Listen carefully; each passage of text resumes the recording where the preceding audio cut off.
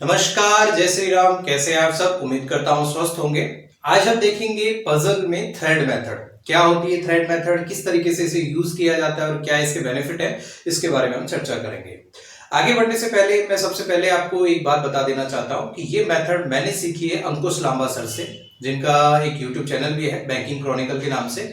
आप चाहे तो वहां जाकर विजिट कर सकते हैं। तो ये मेथड का जो क्रेडिट है वो मैं उन्हीं को देना चाहता हूँ, उन्हीं से मैंने ये सीखी है। अब क्यों इसकी जरूरत पड़ती है, किस लिए हम इसको यूज करते हैं और क्या बेनिफिट है और क्या ये सभी पजल में वैलिड हो सकती है, तो उसके बारे में हम चर्चा करेंगे। जनरली ये मेथड आपकी यूज होती है ऐसी मेथड में जहां पर सर्कुलर बेस्ड पजल हो, ट्रायंगुलर बेस्ड पजल हो या रेक्टेंगल बेस्ड पजल हो। उन सभी मेथड में जहां पर कोई क्लोज एंटिटी आती है, उन सभी जगह पर, उन सभी पजल में आप थ्रेड मेथड को यूज कर सकते हैं। और कैसे यूज करते हैं, क्या इसके बेनिफिट है, उसके बारे में चर्चा करेंगे। थ्रेड मेथड सबसे पहले हम समझते हैं बेसिकली होता क्या है। जैसे सपोज करो कि इस तरीके से हम एक सर्कल बनाते हैं। मान लो 8 लोग हैं, तो हम जनरली यूज क्यों करते हैं? अब जब हम सर्कल की बात करते हैं तो सर्कल में हमारे पास सबसे बड़ी प्रॉब्लम ये आती है कि हमें ये समझने में कि कौन सा लेफ्ट होगा, कौन सा राइट होगा। यहां अगर कोई पर्सन अंदर की तरफ बैठा है तो आपको समझ आ जाएगा कि ये इसका लेफ्ट होगा, ये राइट होगा। लेकिन यहां पर आपके समय थोड़ा कंफ्यूजन क्रिएट होता है कि लेफ्ट कौन सा होगा, राइट कौन सा होगा। और वही अगर कोई पजल ऐसी आ जाए जिसमें इनसाइड आउटसाइड फेस करने वाले लोग हों, तब और ज्यादा कंफ्यूजन क्रिएट हो जाता है। तो यही कंफ्यूजन क्रिएट ना हो, इसलिए हम क्या यूज करते हैं, थ्रेड मेथड। अब जैसे सपोज करो कि ये आपका जो सर्कल बना हुआ है ये किसी थ्रेड से बना हुआ है। थ्रेड का मतलब होता है डोरी, डोरी से बना हुआ है। इस डोरी को मैंने यहां से काट दिया और इसको सीधा कर दिया। इस डोरी को यहां से काट दिया और ये वाले पोर्शन को मैंने सीधा कर दिया, तो ये कुछ ऐसे बन जाएगा। बस यही थ्रेड मेथड है, ठीक है। इस तरीके से 8 लोग यहां बैठ जाएंगे। 8 लोग बैठ गए। अब उसको आप लीनियर पजल की तरह सॉल्व करते रहो। और लीनियर पजल वैसे भी इजी होता है। लीनियर पजल में और इसमें क्या डिफरेंस है? मान लो कि ये लीनियर पजल है, ये एक लीनियर पजल है। अब लीनियर पजल में देखो, यहां से आपने कट किया था, तो इसका जो लेफ्ट होगा वो कौन सा हो जाएगा, ये। इसका जो लेफ्ट होगा वो कौन हो जाएगा, ये। और इसका जो राइट होगा वो कौन हो जाएगा, ये। सिमिलरली ये पर्सन का अगर आप राइट वाले की बात करो तो राइट कौन सा हो जाएगा, यहां से, क्योंकि यहां से आपने कट किया था ना। इसको अगर आप मोड़ जोड़ दोगे तो वापस से वही बन जाएगा। क्लियर है? तो इस पर्सन का, ये वाला जो पर्सन है, इसका राइट पर्सन ये हो जाएगा और इसी का अगर आप लेफ्ट की बात करो तो ये हो जाएगा। जबकि लीनियर पजल में ऐसा नहीं होता है। लीनियर पजल में आपको सिर्फ और सिर्फ यही वैल्यूज काउंट करनी होती है। इसके बाद इसके लेफ्ट कोई नहीं है, इसका राइट कोई नहीं है। बस इतना सा डिफरेंस लीनियर और थ्रेड मेथड में, जो हम लीनियर बेस्ड पजल बनाते हैं, उनमें डिफरेंस है और कोई डिफरेंस नहीं है। बस इतना सा आपको समझना है।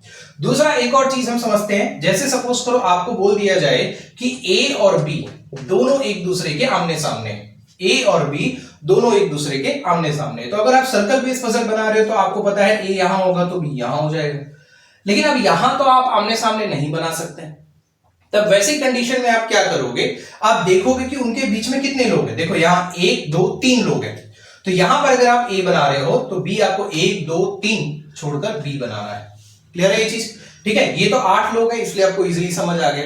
अब इसका कोई लॉजिक है जिससे हम ये समझ सके कि कितने लोग बीच में आएंगे? हाँ, इसका लॉजिक है। जैसे 8 लोग हैं, जितने भी लोग हैं उसको डिवाइड बाय 2 करो और -1 करो। जो भी वैल्यू आएगी उतने ही लोग बीच में बैठेंगे। जैसे 8 लोग थे, 8 को मैंने डिवाइड बाय 2 किया, यानी कितना आया 4, -1 किया तो आंसर क्या आ गया 3। मतलब अगर 8 लोगों का अगर हमें सर्कल दिया हुआ है जिसके अंदर अगर कोई आमने सामने बैठे तो उनके बीच में 3 लोग बैठेंगे। अब देख सकते हो इधर से काउंट करोगे तो भी 3 है और इधर से काउंट करोगे, ये तो मैंने काटने के लिए बनाया था, बाकी इधर से काउंट करोगे तो भी 3 है। अगर सपोज करो 10 लोग हैं तो 10/2 -1 यानी क्या आ जाएगा 4। मान लो 6 लोग हैं तो 6 होंगे तो /2 -1 और ये कितना आ जाएगा आपका 3 -1 यानी 2। मतलब कि इस तरीके से आप काउंट कर सकते हो कि अगर कोई लोग आमने सामने बैठे हैं तो उनके बीच में कितने लोग होंगे। और ये सिर्फ और सिर्फ इवन नंबर वाले पर्सन के लिए ही वैलिड होता है। ऑड नंबर में ये वैलिड नहीं होता है। क्यों? क्योंकि अगर सपोज करो यही 7 जन होते तो आप बोल ही नहीं सकते थे आमने सामने। क्यों? क्योंकि इस साइड से आपके 3 लोग बीच में, इस साइड 2 लोग बीच में, तो ये पॉसिबल नहीं होता। अगर ये आपको समझ में आया तो अच्छी बात है, नहीं आया तो जब हम क्वेश्चन करेंगे तो आपको ऑटोमेटिकली समझ में आ जाएगा। मैं आपको सिर्फ एक सजेशन इतना ही दूंगा कि आप इस मेथड को लगभग हफ्ते भर तक यूज करें। आपके जितने भी पजल आ रही हैं, आप जब प्रैक्टिस कर रहे हैं, जितनी भी पजल आ रही हैं क्लोज एंटिटी वाली, चाहे वो सर्कल बेस्ड पजल हो, चाहे वो रेक्टेंगल बेस्ड पजल हो, चाहे वो ट्रायंगुलर शेप की पजल हो, उन सब में यही मेथड आप यूज करें। और अगर आपको लगता है कि इससे आपको बेनिफिट हो रहा है तो इसे कंटिन्यू करें, अगर नहीं हो रहा है तो आप वापस से अपनी मेथड को कंटिन्यू कर सकते हैं। ठीक है, और दूसरी बात, अगर आपको कोई क्वेश्चन ऐसा लगता है कि नहीं ये इस मेथड से हो सकता है और मुझे नहीं समझ में आ रहा है, तो आप कमेंट करके मुझे बता सकते हैं, तो मैं आपको उसे सॉल्व भी कर दूंगा। क्लियर है ये चीज? अब हम देखते हैं क्वेश्चन, देखते हैं एक अच्छे लेवल का क्वेश्चन देखते हैं जिससे आपको ये समझ आ जाएगा कि हाँ ये मेथड वैलिड है या नहीं है। और एक और चीज मैं आपको थोड़ा सा प्रैक्टिकल एग्जांपल के तौर पर समझा दूं। जैसे सपोज करो ये मेरे पास एक वायर है, ये इसको मैंने अगर सर्कल बनाना है तो इस तरीके से सर्कल बन गया, ये पूरा आप इमेजिन करो, एग्जैक्ट सर्कल तो नहीं है बट एक इमेजिनेशन आप कर सकते हो कि ये आपका एक सर्कल बन गया। अब इसको थ्रेड मेथड में कन्वर्ट करना है तो मैं क्या कर रहा हूं, ये पोर्शन से मैंने इसे कट कर दिया तो ये बन गया आपका थ्रेड मेथड। बस यही है थ्रेड मेथड, कोई डिफरेंट नहीं है, बस सिंपल सी एक मेथड है जो आप जनरली यूज करते हो। अब हम एक क्वेश्चन देखते हैं, जो क्वेश्चन आपको स्क्रीन पर दिख गया होगा, आप उसे एक बार पहले सॉल्व करें और उसके बाद फिर मेरे साथ चेक करें कैसे इसे सॉल्व करना था। देखो क्वेश्चन दिया है, study the following information carefully and answer the question given below. एक person MNOPQRST are sitting around a circular table but not necessarily in the same order. 4 of them are facing towards the center while rest are facing outside from the center of the table। 4 inside face कर रहे हैं और 4 outside face कर रहे हैं। ठीक है, अब हमें नहीं पता कौन लोग इनसाइड फेस करेंगे, कौन आउटसाइड फेस करेंगे। और जब आप थ्रेड मेथड से किसी क्वेश्चन को सॉल्व करो तो आपको इनसाइड आउटसाइड को डिसाइड नहीं करना। जब क्वेश्चन सॉल्व हो जाए उसके बाद किसी न किसी की वैल्यू दी गई होगी, उसके बिहाफ पर ही आपको चेक करना है कि कौन इनसाइड है और कौन आउटसाइड है। क्वेश्चन सॉल्व करते हैं। 8 लोग बैठे हैं, 1 2 3 4 5 6 7 और 8। There are 2 persons sit between R and S। R और S के बीच में 2 पर्सन हैं and both are facing opposite direction to each other। और opposite direction दोनों क्या कर रहे हैं, फेस कर रहे हैं। मैंने आपको पहले भी बताया था कि हम सेम डायरेक्शन के लिए स्टार यूज करते हैं और ऑपोजिट डायरेक्शन के लिए हैश यूज करते हैं। P sits immediate to the right of R। R के इमीडिएट राइट कौन बैठा है, P बैठा है। R के इमीडिएट राइट कौन बैठा है, P बैठा है। Both O and Q are immediate neighbors to each other and facing in the same direction। O और Q एक दूसरे के नेबर हैं और सभी क्या कर रहे हैं, सेम डायरेक्शन को फेस कर रहे हैं। Both P and S are not the immediate neighbors of both O and Q। O और Q के आसपास P और S नहीं है। O और Q के आसपास P और S नहीं है। Both O and are facing to each other। O and N are facing to each other। facing to each other को हम इस तरीके से डिनोट करते हैं। T sits third to the left of M। T जो है M के थर्ड लेफ्ट में है। T जो है M के थर्ड लेफ्ट में है। Who does not sit opposite to S। और M जो है वो किसके लिए आया, M के लिए आया। ठीक है, वो किसके लिए आया, M के लिए। तो वो किसको फेस नहीं कर रहा, S को फेस नहीं कर रहा। तो ये आपकी कुछ कंडीशंस है। कंडीशन आपने लिख ली। हमेशा एक चीज का ध्यान रखें, जब भी आप पजल सॉल्व करें कंडीशन शांति से लिखें और इस तरीके से लिखेंगे दोबारा आपको क्वेश्चन पढ़ने की जरूरत ना पड़े। ठीक है, क्योंकि क्वेश्चन पढ़ोगे फिर टाइम वेस्ट होगा। अब आप कहां से शुरू करेंगे, सबसे पहले हमें ये डिसाइड करना होता है। जब भी आप पजल की कंडीशन लिख लें सारी, उसके बाद आपको डिसाइड करना होता है आप शुरू कहां से करेंगे। तो देखो R और S के बारे में मुझे कोई वैल्यू दी गई है, R और P के बारे में हमें कोई वैल्यू दी गई है। ठीक है, S और P और S के बारे में हमें एक कंडीशन दी गई है। ठीक है, O और N के बारे में हमें कंडीशन दी गई। तो मैं यही सोचूंगा कि R और S से हम इसे शुरू करते हैं, R और फिर S। ठीक है, अब ये भी बोला है कि दोनों ऑपोजिट डायरेक्शन फेस कर रहे हैं, तो मैं 2 कंडीशन बना लेता हूं यहां पर। 2 3 4 5 6 7 और 8। R को मैंने यहां रखा, S को मैंने यहां रखा।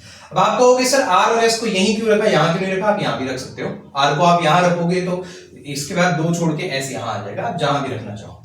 तो पहले मैं मान लेता हूं कि R ऊपर की तरफ फेस कर रहा है तो S नीचे की तरफ फेस करेगा, क्योंकि ऑपोजिट डायरेक्शन फेस करेंगे।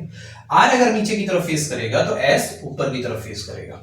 अब देखो R के इमीडिएट राइट में कौन है, P है। तो ये हमने माना है। ठीक है, ये कंडीशन सही नहीं है, ये सही तब होगी जब हमारी सारी कंडीशन बैठ जाएंगी। ठीक है, अभी हमने इसको सिर्फ अज्यूम किया है कि R ऊपर की तरफ दिख रहा है और S नीचे की तरफ दिख रहा है। R के इमीडिएट राइट में कौन है, P है, तो P यहां आ जाएगा।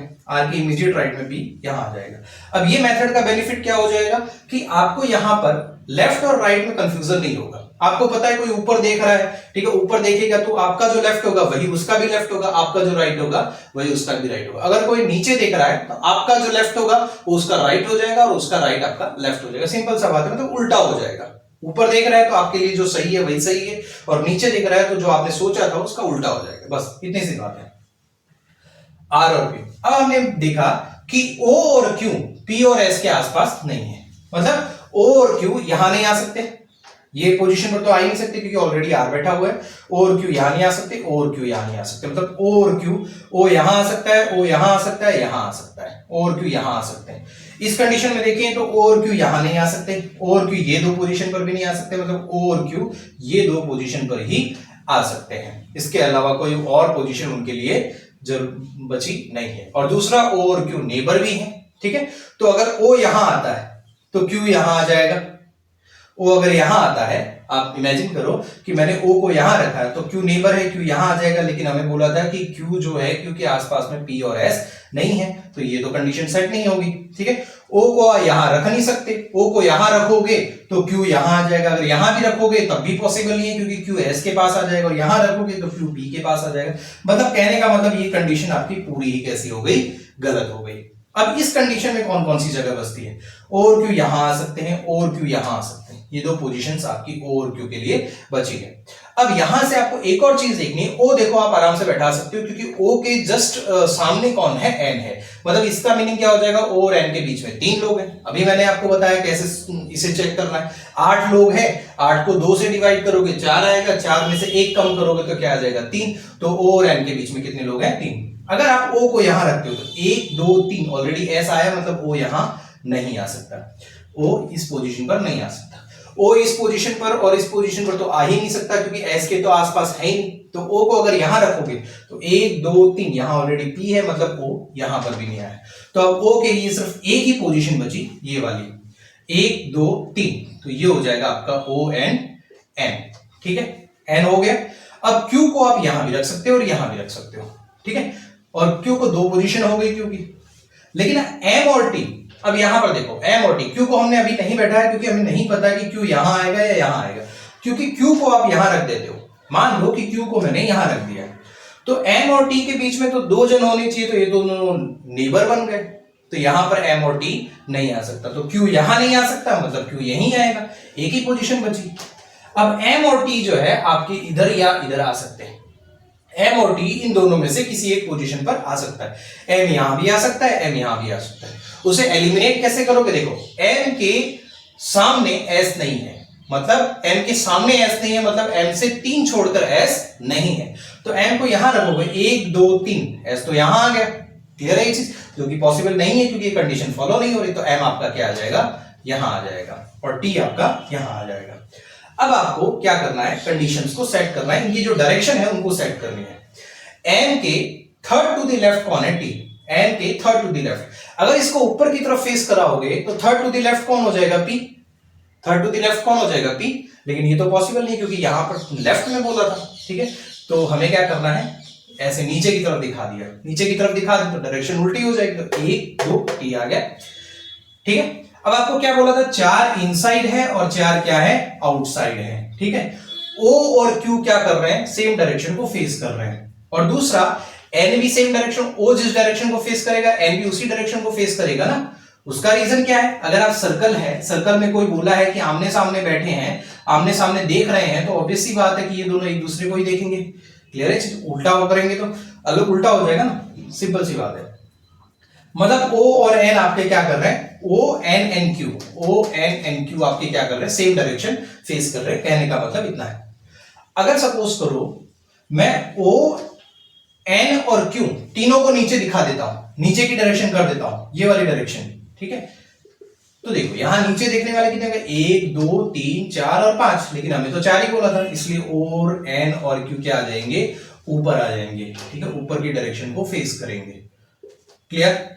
अब सीधी सी बात है, ऊपर देखो कितने हो गए, 1 2 3 और 4 हो गए, मतलब बाकी के जो बचे हैं वो नीचे की डायरेक्शन में फेस कर रहे हैं, नीचे की डायरेक्शन में फेस कर रहे हैं, क्लियर है। आई होप यहां तक आपको समझ आ गया होगा किस तरीके से हमने यहां पर कंडीशन को सेट किया, और बहुत ही सिंपल सा क्वेश्चन था, कोई ज्यादा हार्ड क्वेश्चन नहीं था। अगर आप चाहें तो इसे आप सर्कल में भी सॉल्व कर सकते हैं, मैं सर्कल में नहीं करा रहा क्योंकि ऑलरेडी हम उस तरह के क्वेश्चन कर चुके हैं, तो वापस से इसे कराने का कोई मीनिंग नहीं होता।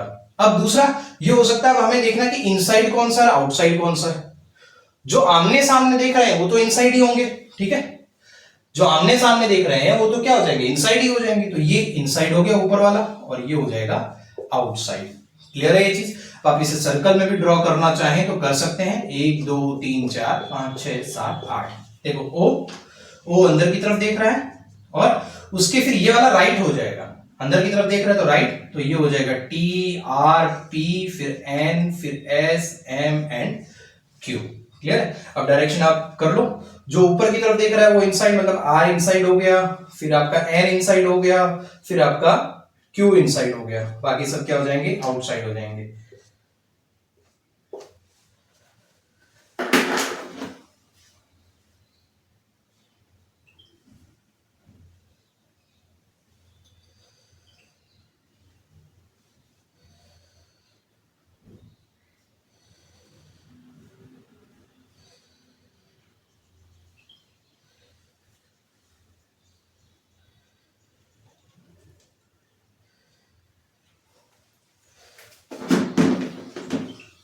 ओके, तो ये आपका क्वेश्चन था। अब यहां से आप अगर आंसर देना चाहें तो अगर आपको कोई बोले कि क्यू के इमीडिएट राइट में कौन है, तो ये हो जाएगा ओ। क्यू यहां कोई नहीं है, मतलब यहां से स्टार्ट करोगे तो ओ। क्यू के थर्ड टू दी राइट में कौन है, तो third to the right 1 2 R हो जाएगा। उसी तरीके से मान लो कि आपको पूछा जाए टी के सेकंड टू दी लेफ्ट में कौन होगा, तो ये इसका लेफ्ट, ये लेफ्ट हो जाएगा तो पी। टी के सेकंड टू दी राइट में कौन होगा, तो ओ फिर क्यू। इस तरीके से आप इस पर से ही आंसर कर सकते हो, आपको ये बनाने की जरूरत नहीं है। ये सिर्फ मैंने आपको समझाने के लिए बनाया कि किस तरीके से ये क्वेश्चन सॉल्व होता है। तो ठीक है, ये आपकी थ्रेड मेथड थी, इसको आप प्रैक्टिस करिए। अगर नहीं समझ में आता है तो मुझे कमेंट बॉक्स में बताइए, मैं इसके और क्वेश्चन भी आपको कराऊंगा ताकि आपको इस तरह के क्वेश्चन क्लियर हो जाए। ठीक है, इसी के साथ आज की क्लास यहीं समाप्त करते हैं। और अगर आपको हमारे वीडियो अच्छे लगते हैं तो आप लाइक करें, शेयर करें, सब्सक्राइब करें, और अपने फ्रेंड्स को भी इसे शेयर करें ताकि वो भी सब्सक्राइब कर सके और वो भी कुछ नॉलेज ले सके। जय श्री राम।